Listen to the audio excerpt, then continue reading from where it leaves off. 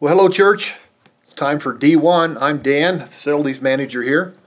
We're starting a new book. We're in the first chapter of Acts. So let's see what Acts has hold for us. We're looking for one chapter, which is Acts 1, one verse. And mine is verse 9, followed by one thought and a prayer. So let's dig into this a little bit, and I'll show you what I come up with, what kind of tugged on me this morning. I'll start there about 9, and mine is actually around 10, 11, but you kind of got to get into it. It's one of those that kind of encompasses more than just the one verse. I'll read this to you. Jesus is talking to them, to the apostles, and he's done talking to them, and he says, after he said this, he was taken up before their very eyes, and a cloud hid them from their sight. They were looking intently into the sky as he was going, when suddenly 2 men dressed in white stood beside them. Men of Galilee, they said, why do you stand there looking into the sky? This same Jesus who has been taken from you into heaven will come back in the same way you have seen him go into heaven. So, and then the next verse it says, and they left and they went to Jerusalem. Well, I picture myself, if I'm there in that story, and this has just transpired, Jesus ascended into heaven, and they're trying to find him because his clouds got him blocked and are looking intently. And these 2 guys in white show up, and we figure they're angels. They're dressed in white. And this whole thing happens. Well, you can bet that when they go to Jerusalem, that's probably all that was on their mind. Now, I would think somebody would say, okay, yeah, he's going to come back in a cloud just like he ascended, like I just seen. But will that be tomorrow? Next week? Men in white, can you give me a clue here? What's going to happen here?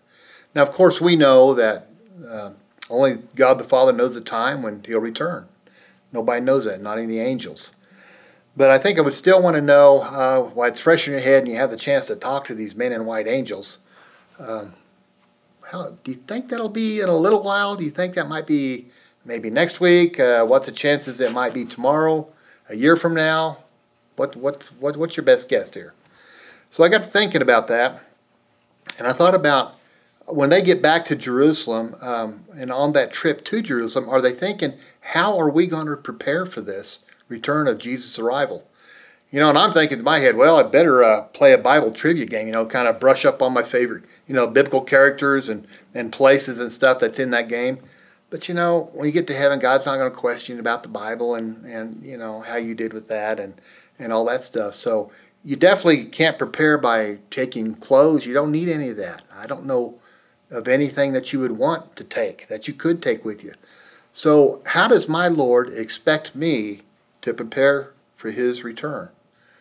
I'll tell you the truth, I don't think it's got anything to do with me and my preparation.